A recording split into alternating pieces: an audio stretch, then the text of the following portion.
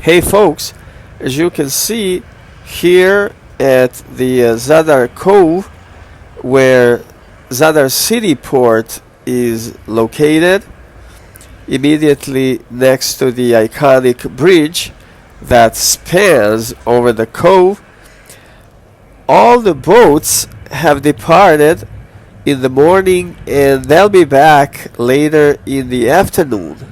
Right now they're doing their daily trips to the islands in Zadar archipelago, visiting primarily Telashitsa and Kornati nature parks, respectively. Anyways, thank you for watching. Stay tuned. Hit that subscribe button. I need some money on the side, some pocket money, so don't be shy. Do it now. Thank you.